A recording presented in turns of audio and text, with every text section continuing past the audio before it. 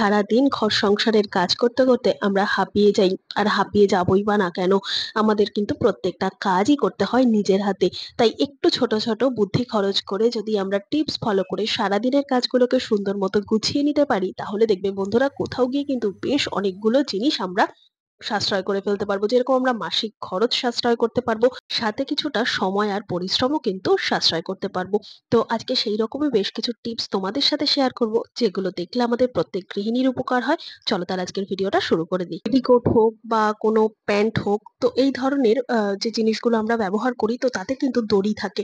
আর এই দড়িগুলো যখন আমাদের খুলে যায় বা নতুন অবস্থায় যখন দড়ি পুরি, তখন দেখবে বন্ধুরা সেফটি পিনের সাহায্যে কিন্তু আমরা পরি। আর এটা কিন্তু চিরাচরিত বহু প্রাচীন যুগ থেকেই চলে আসছে, যে সেফটি পিনের মাধ্যমে কিন্তু পিলো কভার হোক, সায়া হোক বা কোনো প্যান্টের মধ্যে দড়ি পরানো যায়।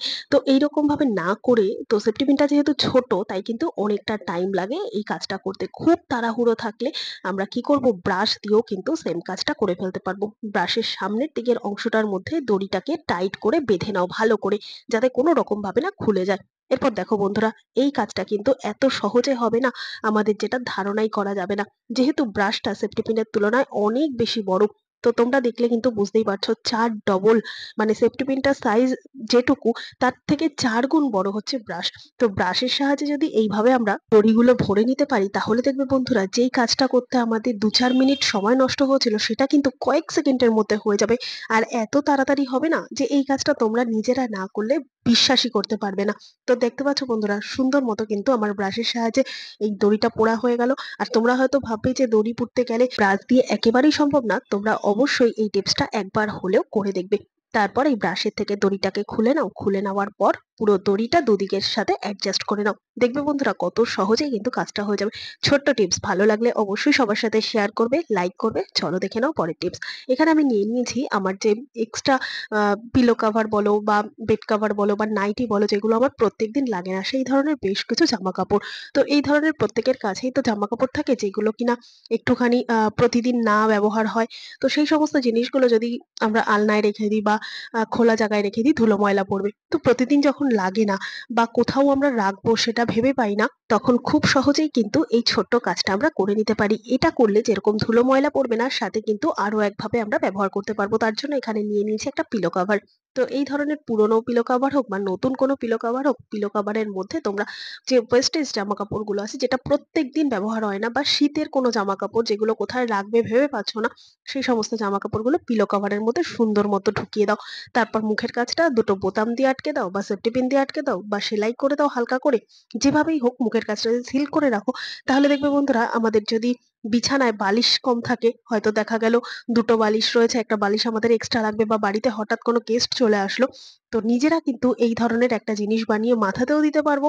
এটা যেমন বালিশের কাজ করবে, তেমন জামা কাপড়গুলো ধুলো ময়লা পড়ে কিন্তু নোংরাও হবে না। তো এইভাবে যদি ছোট বুদ্ধি খাটিয়ে আমরা কাজগুলোকে সহজ করে নিতে পারি, কোথাও গিয়ে দেখবে অনেকটাই সুবিধা হচ্ছে।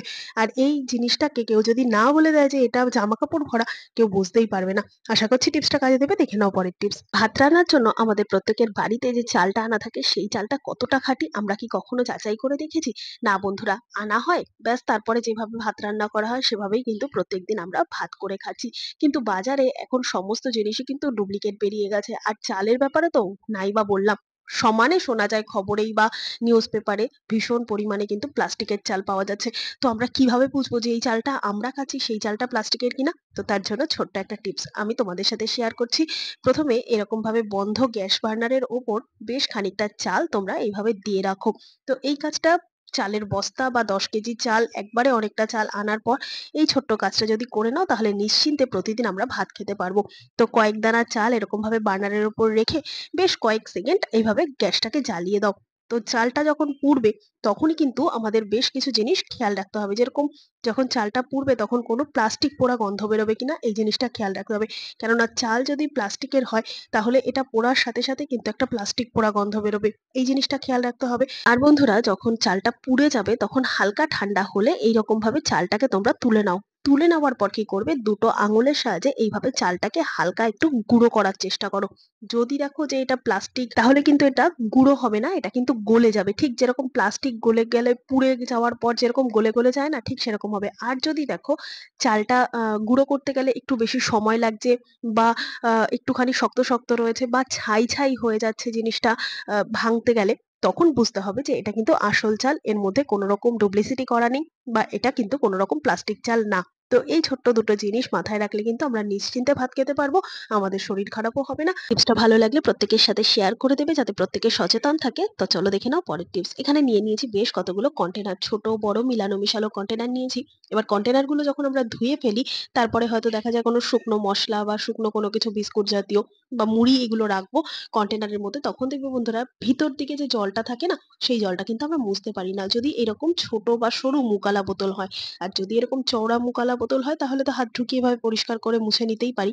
কিন্তু এই জলটাও যদি আমরা উবুড় করে রাখি কৌটোগুলোকে, জলটা কিন্তু টানবে না, অনেকটা সময় লাগবে। তো কিভাবে আমরা জলটাকে খুব তাড়াতাড়ি শুকিয়ে ফেলতে পারবো কৌটোর মধ্যে থেকে, তার জন্য নিয়ে নিয়েছি বেশ কতগুলো ক্লথ ক্লিপ।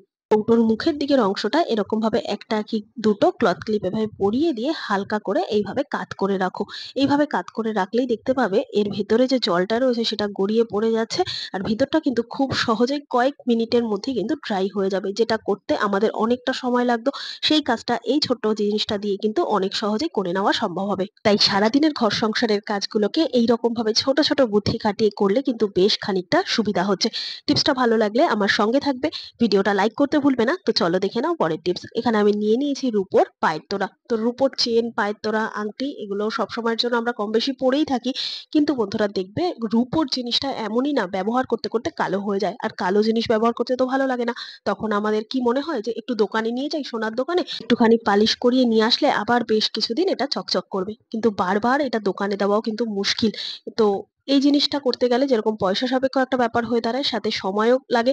তো কি করে আমরা ঘরেই জিনিসটাকে চকচকে করে নিতে পারবো, তার জন্য রইলো ছোট্ট একটা ঘরোয়া উপায়। তার জন্য একটা পাত্রের মধ্যে নিয়ে নিয়েছি খুব সামান্য পরিমাণ একটুখানি জল আর একটুখানি টুথপেস্ট। ঘরে থাকা যে কোনো ধরনের হোয়াইট কালার টুথপেস্ট এক্ষেত্রে ব্যবহার করবে। কোনো রকম জেল বা কোনো রকম রেড টুথপেস্ট কিন্তু এক্ষেত্রে ব্যবহার করলে হবে না, যেহেতু হোয়াইট কালার টুথপেস্টটা কিন্তু খুব সুন্দর মতো ক্লিনিং এর কাজ করে। তাই খুব সামান্য পরিমাণ একটুখানি জলে গুলিয়ে নাও টুথপেস্টটাকে, তারপর এই রূপোর পায়ের তোড়াটাকে এরকম ভাবে বেশ খানিকক্ষণ সময়ের জন্য রেখে দিচ্ছি। আস্তে আস্তে রাখলে দেখতে পাবে এই যে জলের যে কালারটা না, এই জলের কালারটা কিন্তু অটোমেটিক কালচে হতে শুরু করবে। তারপর এই জল থেকে এইভাবে রূপোর পায়ের তোড়াগুলোকে তুলে নিয়ে একটা ব্রাশের সাহায্যে ভালো করে ব্রাশ করে পরিষ্কার করে নিচ্ছি। তো বেশ খানিকটা সময় ভিজিয়ে রাখার ফলে কি হবে, এর কোনাকানাচিতে যে ময়লাগুলো থাকবে না, সেটা অনেক সহজে আলগা হয়ে উঠে যাবে। আর যেটুকু কোনাকানাচির মধ্যে ডিপ ভাবে থাকে সেটা কিন্তু ব্রাশ করলেই উঠে যায়। তারপর বন্ধুরা পরিষ্কার জলে ধুয়ে তোমাদেরকে দেখাচ্ছি। পায়ের তোড়াটা তো পরিষ্কার হয়েছে, সাথে জলটা দেখলেও বুঝতে পারবে কি পরিমাণ এর মধ্যে ময়লা ছিল। তো ঘরোয়া ভাবে যদি এইভাবে আমরা যে কোনো রূপোর জিনিসকে চকচকে পরিষ্কার করে নিই, সেক্ষেত্রে বেশ খানিকটা সুবিধা আমাদের হচ্ছে। টিপসটা ভালো লাগলে লাইক করবে। চলো দেখে নাও পরের টিপস। মাছ যখন বন্ধুরা আমরা বাজার থেকে কিনে নিয়ে আসি, তখন কিন্তু মাছের মধ্যে প্রচুর পরিমাণে আঁশ থাকে। তো প্রথমে বাজার থেকে কিনে আনার পর আমরা কি করি, ভালো করে মাছের আঁশগুলোকে ছাড়িয়ে ভালো পরিষ্কার জলে ধুয়ে নিয়ে লবণ হলুদ মাখিয়ে নিই। এই কাজটা তো প্রথমে আমাদের করতে হয়। তো পরপর কিন্তু স্টেপ বাই স্টেপ এই কাজটা আমি করে নিলাম। তো দেখো বন্ধুরা, পরপর এই কাজটা কিন্তু আমাদের হাত দিয়েই করতে হয়। এমন না যে এই মাছ ধোয়ার কাজটা আমরা অন্যান্য হাতা খুন্তি এগুলো দিয়ে করতে পারবো। তো হাত লাগিয়ে যখন মাছ ধোয়া, মাংস ধোয়া এই সমস্ত কাজগুলো করতেই হয়, তখন দেখবে হাতের মধ্যে কিন্তু ভীষণ একটা আষ্টে গন্ধ চলে আসে, যেই গন্ধটা হ্যান্ড ওয়াশ বা সাবান দিয়ে পরিষ্কার করার পরও ঠিকঠাক মতো যেতে চায় না। তো কিভাবে এই গন্ধ আমরা দূর করব, তার জন্য নিয়ে নিয়েছি 1 চামচ পরিমাণ চা পাতা। হ্যাঁ বন্ধুরা, প্রত্যেকদিন চা খাওয়ার জন্য যে চা পাতা আমরা ব্যবহার করি, সেই চা পাতা একটুখানি জলের ছিটা দিয়ে দুটো হাতের মধ্যে এভাবে ডাব করে নাও। তো এইভাবে ডাব করলে কি হবে, চা পাতার যে একটা স্ট্রং গন্ধ, সেই গন্ধটা কিন্তু হাতের মধ্যে চলে আসবে। আর মাছের যে একটা আষ্টে গন্ধ ছিল, সেটা কিন্তু সম্পূর্ণ চলে যাবে। তারপর পরিষ্কার করে হাত সাবান বা হ্যান্ড ওয়াশ দিয়ে ধুয়ে নিলেই কিন্তু তোমরা বুঝতে পারবে তফাৎটা। তো তোমরা এই কাজটা কিন্তু ব্যবহার করা ফেলে দেওয়া চা পাতা দিয়েও করতে পারো। তাই এবার থেকে মাছ মাংস ধোয়ার পর অবশ্যই চা পাতার এই টিপসটা ফলো করতে ভুলবে না। ভালো লাগলে লাইক করে সঙ্গে থাকবে। চলো দেখে নাও পরের টিপস। বাড়িতে মানুষ বেশি, অথচ আলমারি একটা এই পর্যায়ে কিন্তু আমাদের জামাকাপড় রাখতে ভীষণই কষ্ট হয়। বিশেষ করে ছেলেদের জামাকাপড়গুলো যেমন তেমনভাবে রাখলেও মহিলাদের যে শাড়িটা সেটা কিন্তু হ্যাঙ্গারের মধ্যেই এভাবে রাখতে হয়।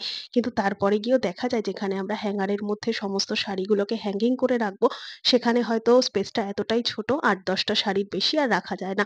তারপর যদি চাপাচাপি করে রাখতে হয় সেক্ষেত্রে শাড়িগুলোর লাট ভেঙে যায়, মানে আয়রনটা পুরো নষ্ট হয়ে যায়। এরকম নানান সমস্যার মধ্যে আমাদের পড়তে হয়। তাই অল্প জায়গার মধ্যে কিভাবে সুন্দর মতো শাড়িগুলোকে আমরা যত্ন করে রাখতে পারবো আলমারির মধ্যে, তার জন্য রইল ছোট্ট একটা টিপস। আর এইভাবে শাড়ি রাখলে কিন্তু একটা শাড়ি যেখানে আমরা ৮-১০ টা রাখতে পারতাম সেখানে কিন্তু ২০ থেকে ২৫ টা শাড়ি আমরা আরামসে রেখে দিতে পারবো।